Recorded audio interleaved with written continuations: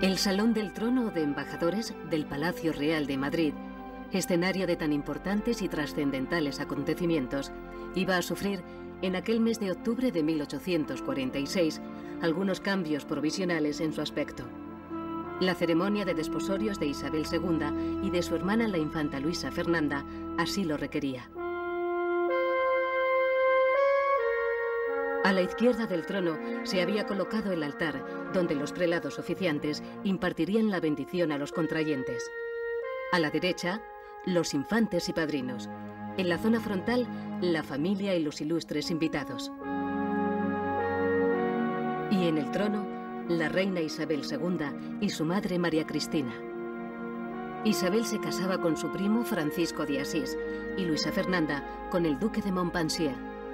Aquellas dos uniones eran el fruto de muchas negociaciones, tras las que se escondían las maniobras del rey de Francia para acercarse al trono de España. Él era quien, después de ver cómo fracasaba su proyecto de casar a su hijo el duque de Montpensier con Isabel, había pensado en la conveniencia de desposarlo con la hermana. Y era el monarca francés quien había exigido a la reina María Cristina que las dos bodas se celebrasen el mismo día y a la misma hora. Si esa condición no se cumplía, el rey de los franceses amenazaba con impedir el matrimonio de su hijo con la infanta Luisa Fernanda. María Cristina accedió. No le importó que su hija amenazara con meterse en el convento si la casaban con su primo Francisco. Incluso ha llegado hasta nuestros días el comentario que habla de que en la misma ceremonia María Cristina hubo de pellizcar varias veces a Isabel para arrancarle el siquiero.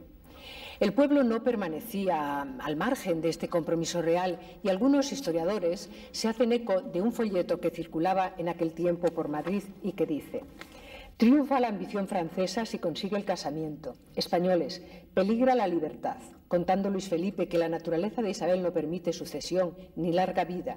Descontentos los españoles de su esposo, siendo hermosa y amable la princesa de Asturias y atizando ocultamente Francia, la tea de la discordia. Resulta evidente que a los madrileños que tanto querían a su reina no les gustaba aquel matrimonio. Hoy podemos afirmar que en aquella desafortunada unión estaría el origen de muchos de los males que aquejaron el reinado de Isabel II.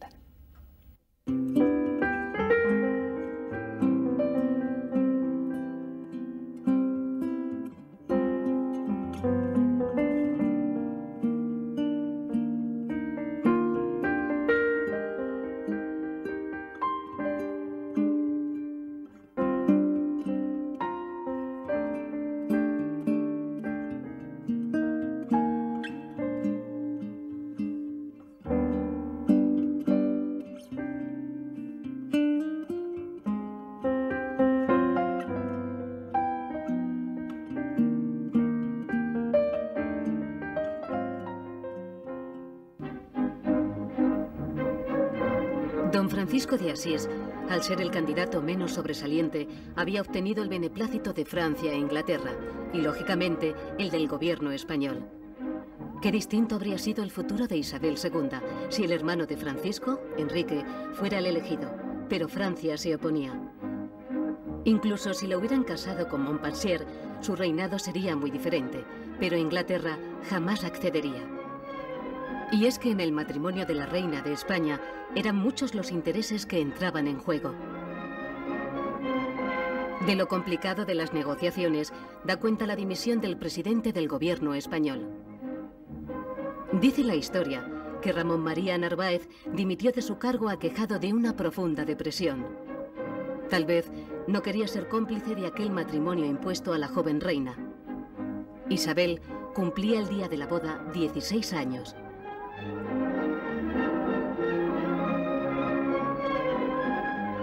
Aún no se habían apagado los ecos de las celebraciones festivas de los desposorios reales, cuando los rumores de desavenencias entre la real pareja empezaron a escucharse en determinados ambientes.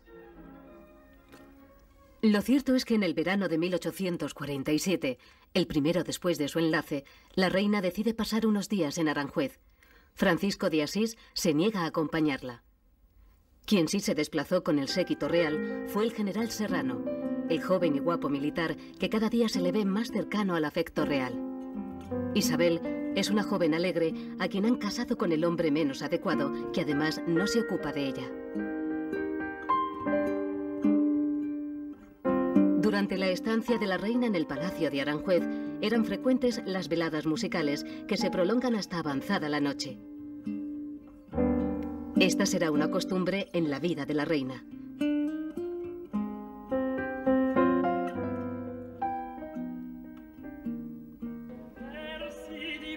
Doña Isabel, que posee una hermosa y educada voz de soprano, adora la música y está deseando vivir.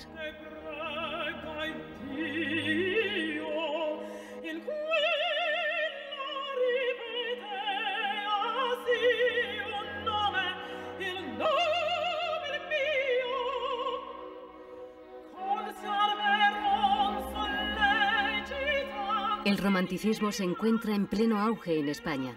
La reina no es ajena a esta corriente y así deja constancia de sus gustos en la decoración de algunas de las dependencias del Palacio de Aranjuez, que siempre fue uno de sus preferidos.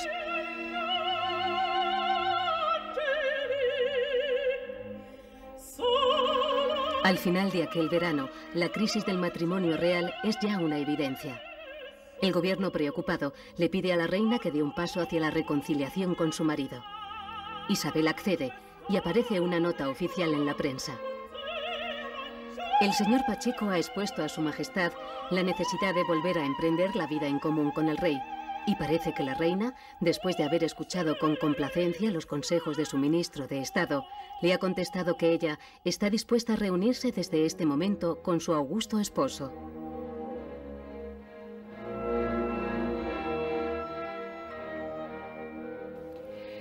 Pero Francisco de Asís, que ha hecho comentarios en público sobre los supuestos amantes de su mujer, no acepta la reconciliación si no se cumplen sus exigencias.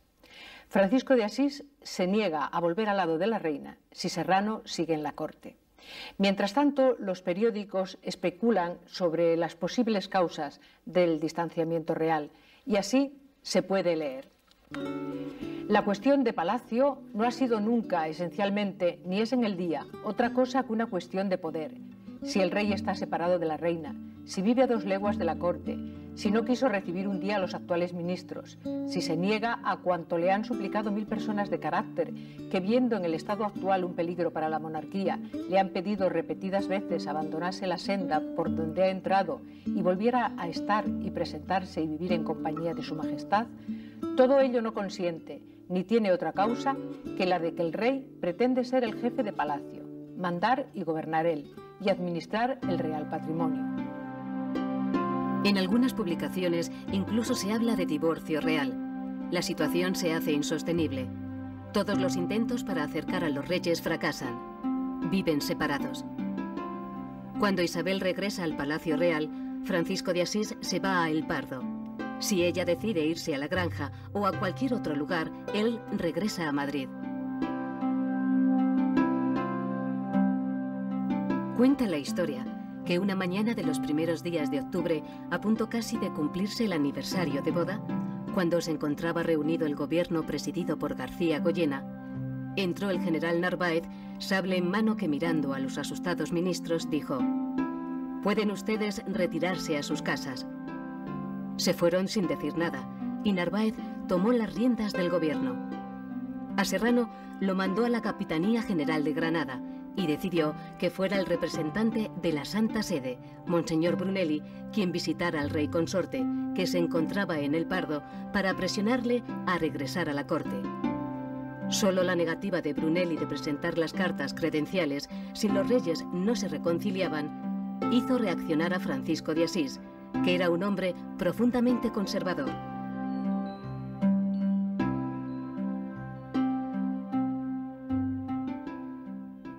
Políticamente, Francisco de Asís no fue ninguna ayuda para la reina. Francisco de Asís hizo todo, siempre trabajó políticamente en una dirección que fue la de la reconciliación con la rama carlista, pero fue siempre contrario a todo planteamiento liberal, avanzado, progresista, y en todo caso siempre hizo lo posible para favorecer a los moderados y para aumentar su propio poder en Palacio.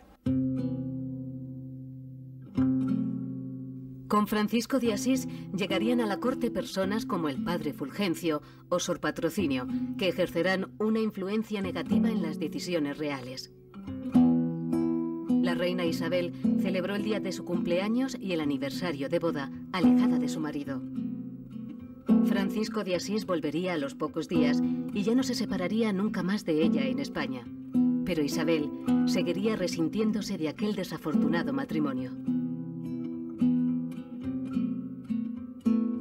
A la pobre Isabel II se le obligó a casarse con don Francisco de Asís, un hombre afeminado, de muy poca personalidad, incapaz de hacerla feliz. Ella misma, con sus 16 años, protestó, lloró, pataleó, sabía que su matrimonio iba a ser desgraciado y efectivamente fue así. Creo que esto la marcó para siempre y gran parte del comportamiento posterior, personal, de Isabel II estuvo dominado por este infeliz matrimonio. De todos los candidatos que aparecen y conocidos, como son los Borbón, los españoles, los extranjeros, pues que si el austríaco, que si el Coburgo, que si el Montpensier, que si el... Incluso se habló del matrimonio posible con un Braganza, con un portugués. Lo que pasa es que la niña tenía 16 años y el príncipe 6 años, con lo cual no se podía esperar. O sea, era tal el nerviosismo que había en la corte que no se podía esperar tanto tiempo. Pues ella realmente, según aparece en documentos fidedignos, ella tenía cierta predilección por el Coburgo, por Leopoldo de Coburgo.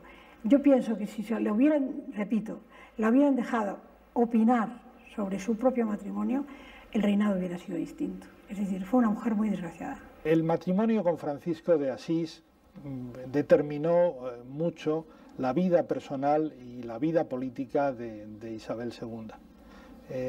La vida personal porque no le hizo feliz, porque no supo satisfacer su necesidad de afecto y de amor.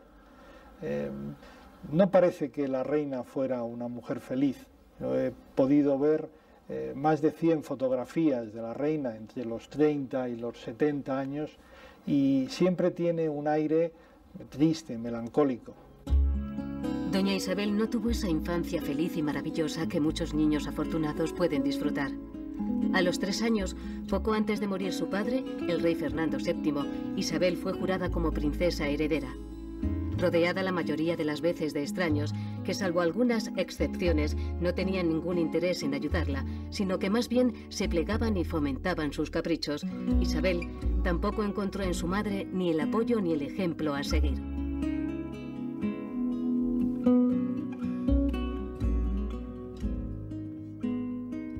La reina María Cristina de Borbón tuvo una gran influencia y no positiva sobre su hija. No parece que le prestara la necesaria atención y cariño durante su infancia. María Cristina de Borbón se casó en secreto a los 3 meses de morir Fernando VII con Fernando Muñoz, un componente de su guardia, y vivió más tiempo con su marido y con los hijos que tuvo con él que con Isabel II y con la infanta Luisa Fernanda, las hijas que había tenido su primer matrimonio con Fernando VII.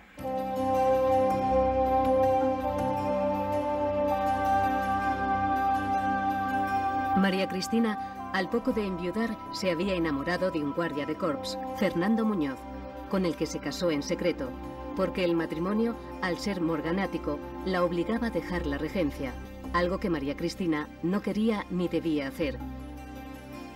Aunque ello no fue impedimento para que, por mucho que escondiera la relación, sus continuos embarazos escandalizasen a la opinión pública y sorprendiesen a sus hijas, que no sabrían cómo explicarse lo que estaba sucediendo. Cuando aún no había cumplido los 10 años, Isabel y su hermana tuvieron que regresar solas a Madrid. Su madre, la reina gobernadora, tuvo que afrontar el exilio. Desde Valencia, donde pasaban unos días de descanso, María Cristina embarcó rumbo a Francia. Bien, la reina gobernadora se encontraba en una situación ya desesperada, completamente cercada por Espartero, que le fue poco a poco arrinconando hasta el punto de que ya no tenía absolutamente nada que hacer. El problema para María Cristina era exiliarse o pasarlo muy mal en España. Y por alguna promesa que Espartero, que al fin y al cabo ella juzgaba que era un caballero, le permitió marcharse con cierta tranquilidad, sabiendo que las dos, la reina y su hermana la infanta, iban a quedar cuidadas. Con todo, me parece que la marcha está tan rápida de María Cristina, que da la impresión de que tenía en cierto modo más interés por los hijos de su segundo matrimonio, con don Fernando Muñoz, que por las propias hijas de Fernando VII, herederos de la corona de España y de la familia real, las dejó muy desamparadas. Y luego, en tiempos de Espartero, la pobre Isabel, la verdad es que también sufrió bastante en cuanto a su formación y en cuanto al ambiente que la rodeó. Al final casi de su regencia, el general Espartero había decidido acometer la construcción de un edificio que albergara el futuro Parlamento. Antes de ser declarada mayor de edad, Isabel había colocado la primera piedra. Y ahora, después de casi 7 años, la reina, acompañada de su esposo, inauguraba el Congreso de los Diputados. Corría el mes de octubre de 1850. El nuevo edificio se levantaba en lo que antes había sido el convento de los dominicos y que durante un tiempo había servido de parlamento. Conviene recordar que la vida parlamentaria española era más bien corta. El régimen parlamentario había sido establecido por primera vez en España en el Estatuto Real, que fijó definitivamente el bicameralismo en el constitucionalismo español del XIX. Las Cortes Generales, decía, se compondrán de 2 estamentos, el de próceres del reino y el de procuradores del reino. Isabel II fue el primer rey español, en este caso reina, que gobernó de acuerdo con una constitución. Primero lo hicieron su madre y Espartero como regentes, y si ellos no lo tuvieron fácil, lo mismo le iba a suceder a ella. A la muerte de su padre Fernando VII, que jamás estuvo de acuerdo en respetar la Constitución, aboliendo la primera de 1812 siempre que le apetecía, su viuda, la reina María Cristina, regente del reino hasta la mayoría de edad de su hija Isabel, gobernó apoyada en los liberales y regida por el Estatuto de 1834, en el que las Cortes y el rey se repartían el poder. A María Cristina no le quedó otra alternativa frente a la ofensiva carlista que apoyarse en los liberales si quería conservar el trono para su hija. Los españoles se encontraban divididos entre los seguidores de la regente y de la futura reina y los partidarios de Carlos María Isidro, el hermano de Fernando VII, que reivindicaba sus derechos al trono al intentar aplicar la ley sálica que impedía reinar a las mujeres y que había sido abolida en su lecho de muerte por Fernando VII. La situación era difícil y complicada. Un decreto de mayo de 1836 estableció por primera vez en España la elección directa, introduciéndose el sufragio censitario. Pero a pesar de las modificaciones, el Estatuto Real estaba abocado a desaparecer. El motín de sargentos de la Granja, en agosto de 1836, obligó a la regente a restaurar la Constitución de 1812. Posteriormente, se crea la Constitución de 1837, que es obra de los progresistas. Se inspira en la de 1812. El régimen que instauró la Constitución del 37 fue el de una monarquía constitucional. El rey convocaba y disolvía las cámaras. Tenía derecho al veto, pero subrayaba el carácter limitado de la monarquía, ya que determinaba la necesidad de refrendo ministerial para la eficiencia de sus decisiones, con el contrapeso de que era el monarca quien nombraba y separaba libremente a los ministros del gobierno.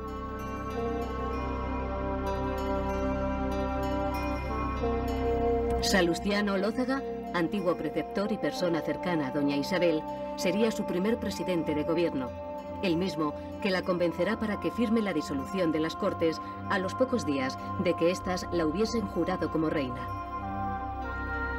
Aquel no parecía un buen ejemplo para la joven soberana.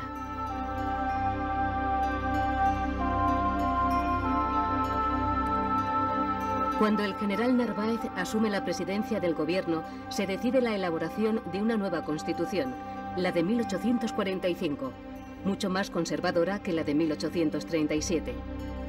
Fue una constitución radicalmente nueva, dirigida a realzar la posición de la corona y a consolidar a una burguesía moderada que buscaba el justo medio entre el radicalismo revolucionario y el conservadurismo del antiguo régimen.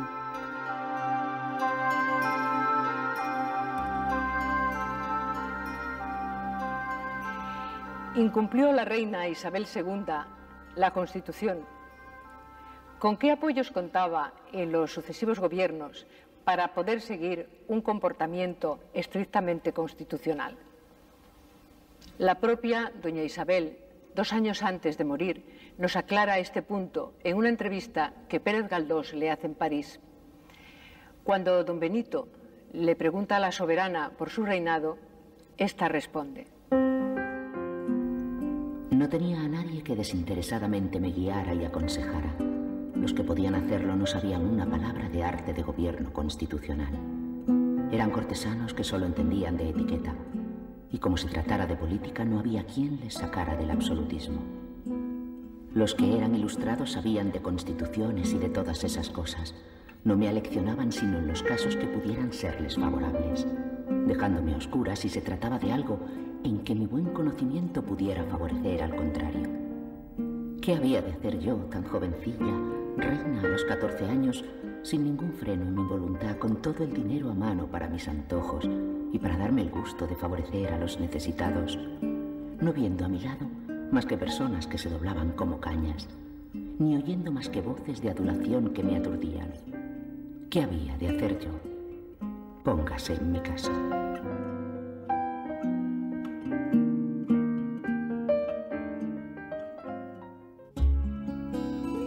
Lo cierto es que la experiencia política de los colaboradores de la reina no debía ser muy extensa, ya que será en la mitad del siglo XIX, en el reinado de Isabel, cuando los partidos políticos empiecen a consolidarse y a ocupar protagonismo en la vida pública. Los liberales proporcionaron a María Cristina durante su regencia la fuerza de la que carecía, pero no de modo desinteresado, pues desde el primer momento le hicieron ver que dependía de su apoyo. Isabel va a tener dificultades con los progresistas o liberales. Problemas de carácter religioso, casi nunca político. De ahí que se apoye más en los conservadores.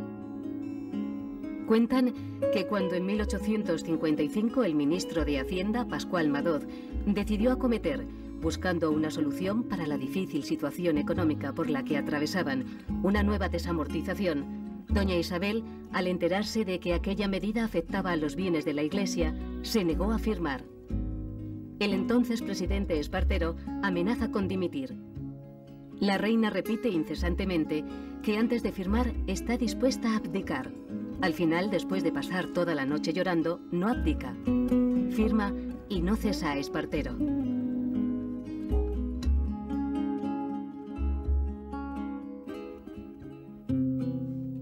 Se ha dicho que la reina fue la causante de los fracasos de las revoluciones liberales, la que puso trabas al gobierno de los progresistas, la que impidió la consolidación del Estado liberal. Fue también la reina Isabel la causante de la presencia del estamento militar en el gobierno, o más bien fue debido a la falta de consistencia de los propios partidos. En opinión de Vicente Palacio, fue la burguesía liberal española quien se lanzó al asalto del poder y al encontrarse sin fuerzas para sostenerse frente a la mayoría no liberal del país, decidió pedir al ejército su apoyo.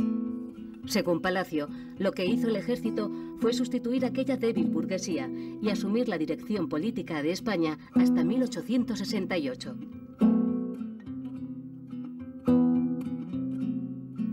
¿Fue exclusivamente Isabel II la responsable de los numerosos cambios de gobierno? Las relaciones del Estado español con la Iglesia fueron distintas después del reinado de Isabel II. ¿Cuáles fueron los fallos más destacados de su gestión como soberana?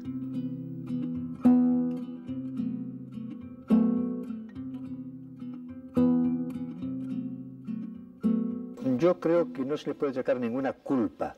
A veces se ha hablado, por ejemplo, de que no podía ver a los progresistas. Y es cierto. Sin embargo, cuando ella, por el bien público, creyó conveniente llamar incluso al mismísimo Olózaga, no digamos ya a Madoz o a Cortina o a Prim, trató de hacerlo. Fueron ellos los que se negaron. Yo, francamente, como historiador, no veo culpa ninguna de Isabel II en los males que pueden ocurrir a España. Lo cual no quiere decir que no tuviera culpa como persona, eso es otra cosa. Pero en cuanto a su gestión como reina, me parece que trató siempre de buscar el bien de España, a la cual ella amaba profundamente, tanto a España como a los españoles, y ese amor mutuo entre los españoles y la reina se vio en todos los momentos de su reinado, incluso hasta el mismísimo final. En la España del reinado de Isabel II tuvieron lugar los cambios que gradualmente era posible llevar a cabo sin sangre. Además, hay que decir que todos los logros del reinado coinciden con una situación casi de guerra civil permanente por la pugna de liberales isabelinos y los tradicionalistas. Así que yo creo que se hicieron los cambios, yo creo que es un verdadero prodigio lo que se hizo durante el reinado en cuanto a la modernización y a la adecuación de España al concierto de los demás países, de los países más adelantados de Europa. En el reinado de Isabel II hubo tres grandes proyectos políticos, los representados por los partidos, por los grandes partidos, el Partido Progresista, el Partido Moderado y la Unión Liberal. Y si estos proyectos fracasaron, fue por la división interna de los partidos, fue por la lucha interna que desencadenaron entre ellos mismos. Y Isabel II no fue responsable de ello, ni tampoco fue responsable de otra cosa fundamental, que fue la ausencia de un electorado independiente, y que fue consecuencia del falseamiento de las elecciones, del fraude electoral, de la injerencia gubernamental en las elecciones. Suele suceder que cuando un monarca es derrocado, lo que trasciende es el rotundo fracaso y el desprestigio de los últimos años de su reinado. Todo aquello que ha llevado a la revolución, olvidándose la mayoría de las veces los aspectos positivos del tiempo que ha permanecido al frente del Estado. En el caso de Isabel II, seguro que en los 25 años que duró su reinado, no todo fue reprobable. El ferrocarril fue una de las realidades del reinado de Isabel II. Una realidad que facilitaba la comunicación, permitiendo que el progreso llegara a lugares antes incomunicados. Poco a poco, el ferrocarril irá surcando los paisajes de España. Fueron años de expansión económica, favorecida por la creación de este nuevo medio de comunicación. A la línea de Mataró siguió la de Aranjuez, inaugurada por la propia reina. Cuando Isabel II hubo de abandonar España, había 6.000 kilómetros de vía férrea. El canal de Isabel II constituyó uno de los logros más aplaudidos del periodo isabelino, ya que la obra aseguraba el abastecimiento de aguas a la ciudad. El día de su inauguración, los madrileños festejaron a su reina y a todo el gobierno. Lo mismo hicieron los periódicos, cuyos comentarios elogiosos, independientemente de sus tendencias, fueron unánimes.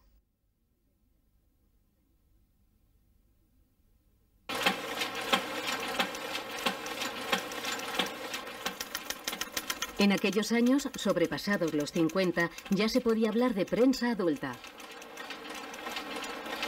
El periodismo español era cada vez más informativo. El telégrafo había influido decisivamente facilitando la difusión de las noticias. La prensa de partidos perdía protagonismo.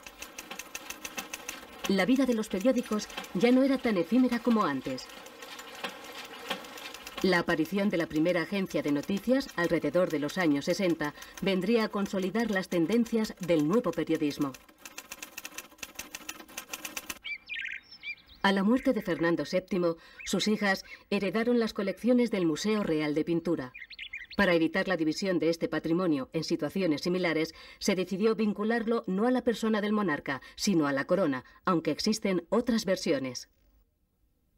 La colección real de pintura era propiedad privada de la reina, porque en la testamentaría de Fernando VII se determinó que todos los bienes muebles de los palacios reales pertenecían a la herencia privada de Fernando VII.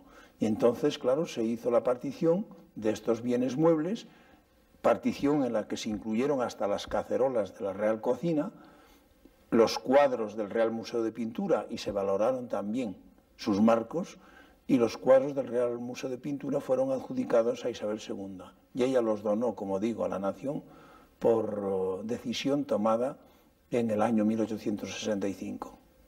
Gracias a ese gesto de Isabel II, su gran desprendimiento, las colecciones más importantes del Museo del Prado, lo esencial del Museo del Prado, pertenece a la nación española.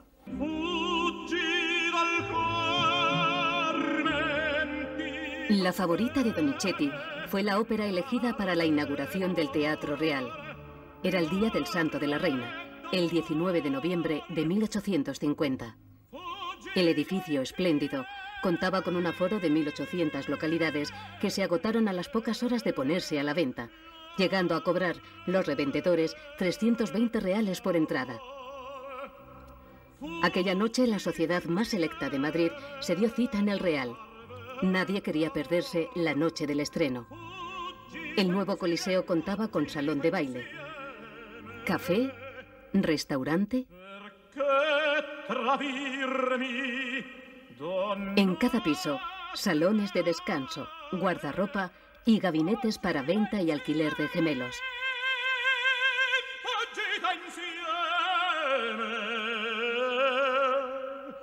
El público asistente pudo admirar el fantástico telón, las cortinas de damasco rojo y el terciopelo de Utrecht de los asientos.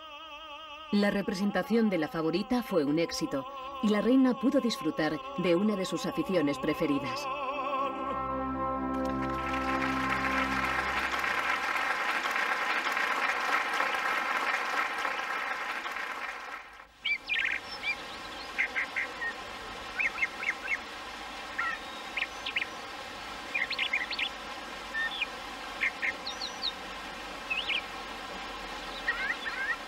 El verano de 1868 discurría en el Real Sitio de la Granja sin sobresaltos. Allí el calor, siempre menos agobiante que en Madrid, había llevado a toda la familia real a disfrutar en el mes de julio de la tranquilidad de este lugar. Era un verano más, similar a los anteriores, aunque con ausencias importantes en la vida española. En el otoño había muerto Leopoldo O'Donnell y hacía unos meses, en plena primavera, Ramón María Narváez. Los dos pilares más fuertes en los que se asentaba la monarquía de Isabel ya no podían seguir ayudándola. Todo empezaba a tambalearse, sin que los protagonistas se dieran cuenta. Tal vez por ello, la reina, sin sospechar lo que se avecinaba, decidió en los primeros días de agosto trasladarse al norte, a Lekeitio, para disfrutar de los baños de mar que tanto bien le hacían. Ella los había puesto de moda. Desde muy niña, la reina, siguiendo el consejo de sus médicos, aliviaba sus problemas cutáneos con el contacto del agua del mar.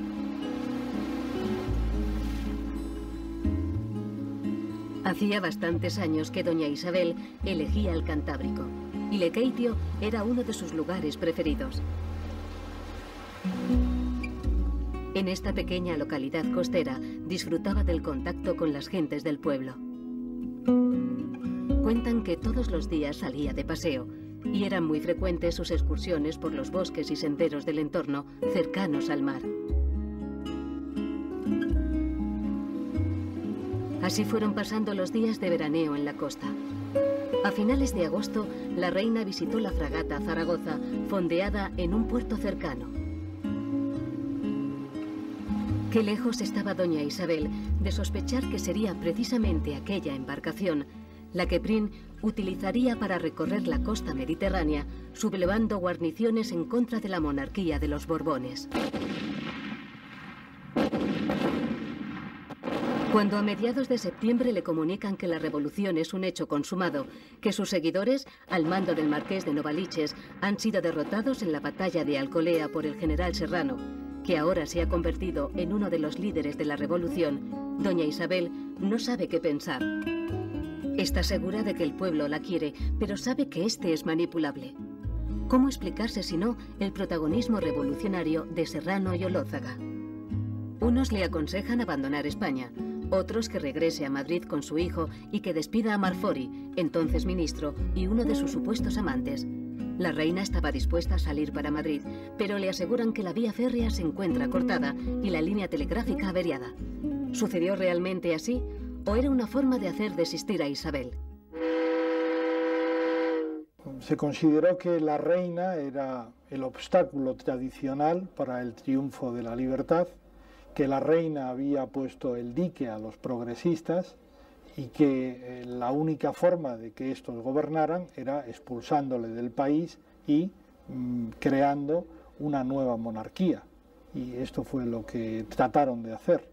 Por un lado, ocurre una cosa que para mí es fundamental, es que Isabel II representa una época. Es la época que se llama indistintamente romántica, liberal e isabelina. Se llama isabelina precisamente porque la ocupa Isabel II, que es una señora romántica y que gobierna o que está en el poder con gobiernos liberales. Pues bien, hay un momento cuando ya tercia por segunda vez el siglo XIX en que el liberalismo queda superado por la democracia. Vienen ideas nuevas para las cuales Isabel no está preparada. Y por otra parte periclita el romanticismo. Ya vienen épocas en que vale más pensar que tener corazón.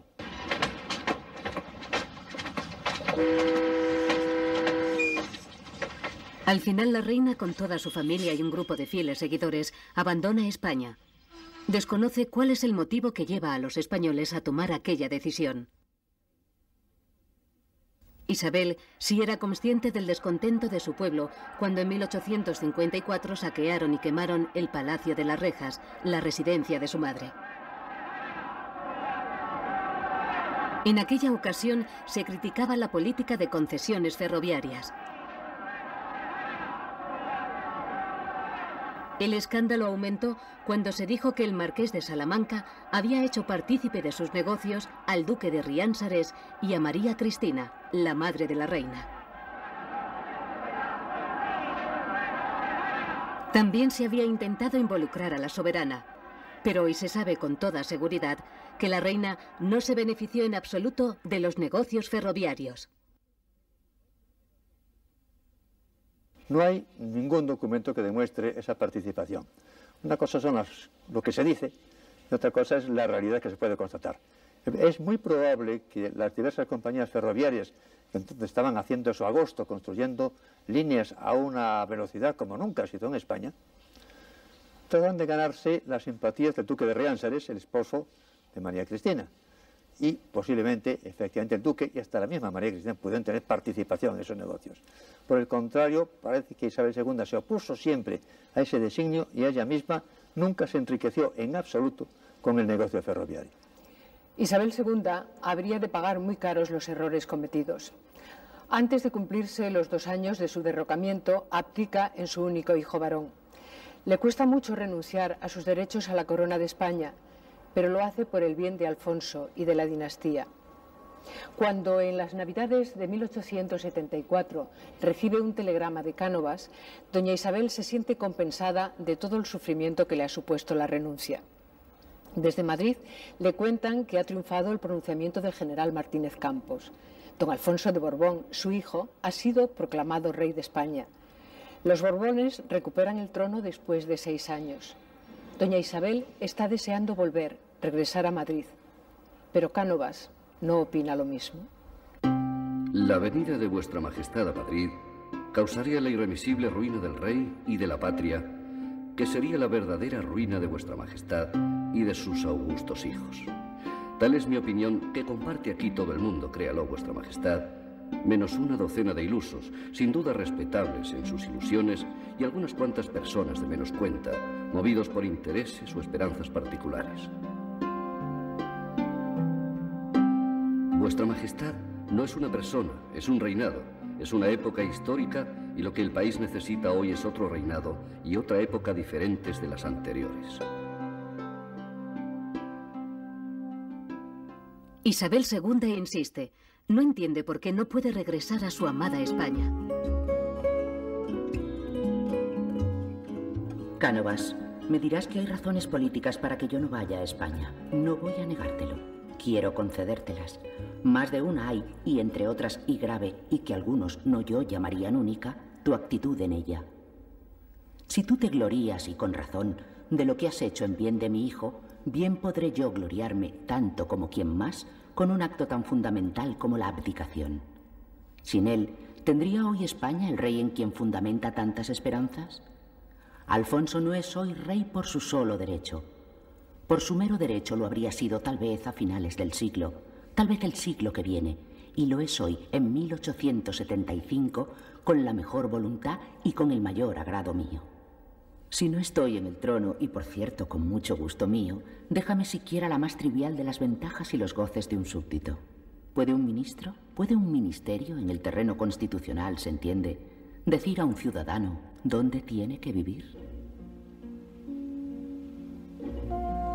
Al final y después de una larga enfermedad, Isabel consigue autorización para regresar a España, aunque no a Madrid. Le piden que elija otra ciudad. Isabel se decanta por Sevilla. Llega a la hermosa ciudad andaluza acompañada de sus 3 hijas, Pilar, Paz y Eulalia. Se instalan en el Alcázar. A pesar de que los sevillanos se vuelcan para hacer agradable la estancia de su antigua reina, Isabel comprende al poco tiempo de su llegada que su sitio no está allí.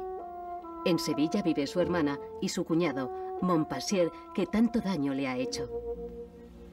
Y es interesante ver cómo Isabel II prefiere vivir en Sevilla que en otra ciudad cualquiera de España. Aquí, en el Alcázar, en este Alcázar en el cual nos encontramos, vivió ese año bastante feliz al principio. Incluso se entendía relativamente bien con su hermana y con su cuñado, el duque de Montpensier. Acudían muchas veces a la ópera, al teatro, tenían cenas juntos, se invitaban aquí y allá, aunque por supuesto el Palacio de San Telmo era mucho más lujoso que este Alcázar. Hasta que resulta que don Alfonso XII se enamora de la hija del duque de Montpensier, de doña Mercedes, aquella tierna infanta, tan buena, pero al fin y al cabo hija de un revolucionario que le había quitado el trono. La reina Isabel no puede soportar aquella situación y en el mes de noviembre de 1877 decide abandonar Sevilla. Sus hijas se quedan en Madrid y ella regresa sola a París. En la capital francesa siempre fue bien recibida. La tratan con mucha deferencia y la convidan a todas las fiestas y celebraciones oficiales. Al abandonar Sevilla, doña Isabel todavía albergaba la esperanza de que Alfonso no persistiera en casarse con su prima. Pero las noticias que llegan de España son alarmantes. Le cuentan que el rey está locamente enamorado y que cada día son más frecuentes sus visitas a la capital andaluza para reunirse con Mercedes. Mercedes es su sobrina, la hija de su hermana, pero también del duque de Montpensier, uno de los personajes que más daño le ha hecho. Y doña Isabel, después de asegurar públicamente que nunca daría su consentimiento para el matrimonio de Alfonso con Mercedes, rectifica. Por la felicidad de Alfonso, que está verdaderamente enamorado, y por Mercedes, ella no tiene la culpa de que su padre sea un guarro. Isabel dio su aprobación, pero no asistió a la boda de Alfonso con María de las Mercedes. Sí acudiría a la ceremonia del segundo enlace de Alfonso con María Cristina de Habsburgo. De todas, esta era su candidata preferida.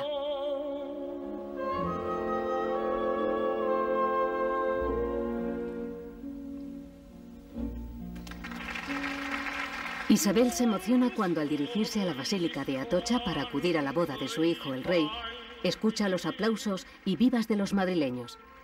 Tenía entonces 49 años. No puede evitar el pensar que ella debería seguir siendo la reina. Es solo un pensamiento fugaz, porque sabe que su tiempo ha pasado. En Sevilla había tomado conciencia de que en España ya no significaba nada. Doña Isabel volverá a Madrid en contadas ocasiones y aprovechará alguna de sus estancias en España para participar en cacerías al lado de su hijo el rey, de sus hijas y de un reducido grupo de amigos. Acudirá para el nacimiento de su nieta, la infanta María de las Mercedes. Quiere compartir con sus hijos la alegría de este acontecimiento. También vendrá a Madrid al agravarse la enfermedad de Alfonso XII. Cuentan las crónicas que Cánovas, en un deseo de no alarmar al pueblo, intenta disimular la gravedad del rey, decidiendo que Isabel y la reina María Cristina acudan al teatro. Parece que en el transcurso de la representación alguien entró en el palco real avisando de la gravedad del rey. María Cristina sale corriendo hacia el Pardo. Doña Isabel, entre sollozos, no puede ocultar su dolor. Mi hijo se muere y el gobierno le deja morir solo como a un perro.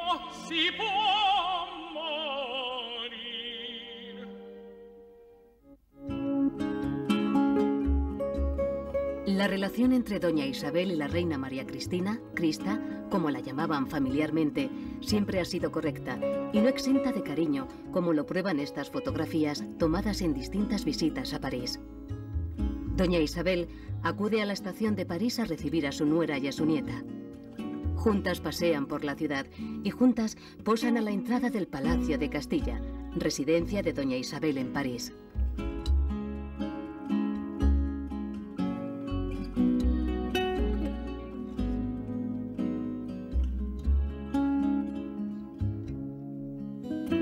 Su nieto Bubi, del que ella no pudo disfrutar como sería su deseo, ha sido proclamado rey de España. Don Alfonso XIII es ya una realidad. Lamenta mucho no haber podido acudir a su proclamación, pero los médicos le han recomendado que no haga esfuerzos. Hace 2 años que ha muerto el rey consorte. Siente mucho la falta de su marido. No había tenido suerte en su matrimonio, pero ella siempre había intentado que Francisco tuviera una vida agradable. Le quería como a un amigo. Aunque jamás accedió a delegar sus funciones en él, ella era la reina. Doña Isabel hubiese vivido siempre con su marido, pero Francisco le exigió el divorcio nada más cruzar la frontera. Hacía muchos años que no vivían juntos. Solo se encontraban muy de tarde en tarde. Doña Isabel sabe que se acerca a su final. Puede morir tranquila. Ha cometido muchos errores, pero hizo todo lo que estaba en su mano para restaurar la monarquía que ella había llevado al desastre. Isabel II fue una reina muy popular durante la mayor parte de su reinado y querida. Se ve con gran facilidad y hay muchísimas pruebas de ello en los numerosos viajes que hizo por toda España y donde tuvo pues una acogida, una recepción impresionante y muy cariñosa por parte de mucha gente. Las críticas y las acusaciones contra Isabel II empezaron tarde, ya en la década de los 60, y fueron más bien, como los propios políticos reconocieron, formas de chantajearle a la reina para conseguir lo que querían. Todo eso culminó en la Revolución de 1868, donde se le presentó injustamente como la culpable y como el gran obstáculo para el afianzamiento de la libertad en España. Fue maltratada por la historia y fue maltratada por los novelistas, sobre todo. Y hay una leyenda que sigue vigente y que hace olvidar a quienes se interesan por el reinado de Isabel II lo esencial de la acción de la reina y lo que significó ese reinado para España, en cuanto que durante el reinado de Isabel II, con el antecedente del gobierno de su madre, la reina gobernadora, España pasó de ser una monarquía absoluta a una monarquía constitucional y parlamentaria. Evidentemente las críticas que se le hicieron tenían mucho que ver con su condición de mujer. Lo que pasa que ese era el ambiente de la época, ese era el mundo en el que ella vivió y tenía la lógica de ese mundo. Tenemos que entender que se criticara entonces aquella actuación de acuerdo con la mentalidad que entonces existía, pero evidentemente fue su condición de mujer lo que le perjudicó considerablemente. Rodeada de los cuadros y fotografías de sus seres queridos, doña Isabel recuerda lo que fue su vida. Sí, le hubiera gustado que fuera distinta. Reconoce que no fue una buena reina y lo siente. Ella quería entrañablemente a España y a los españoles. Así lo refleja en su testamento, en la recomendación que le hace a su nieto, el rey. Encargo a mi muy querido nieto, el rey don Alfonso XIII, que tenga por la nación española el gran cariño que siempre le profesó su abuela, y que haga toda clase de esfuerzos para demostrar la fe y alcanzar la gloria y grandeza del país. Que rinda siempre culto a la justicia y que haga saber a España, después de mi fallecimiento, que muero amándola. Y que si Dios me admite en su divina presencia, intercederé siempre por su prosperidad.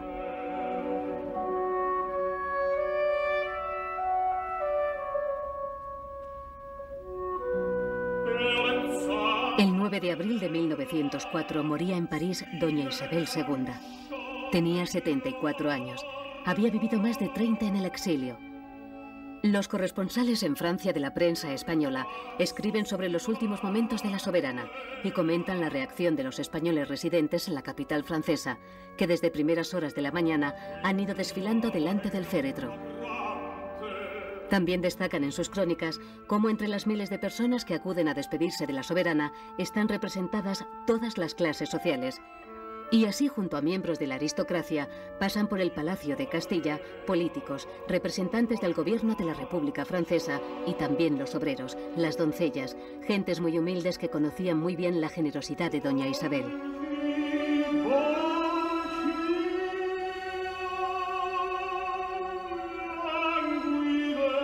El féretro, cubierto por la bandera española y colocado en un catafalco, fue despedido en la estación de París con honores de soberano.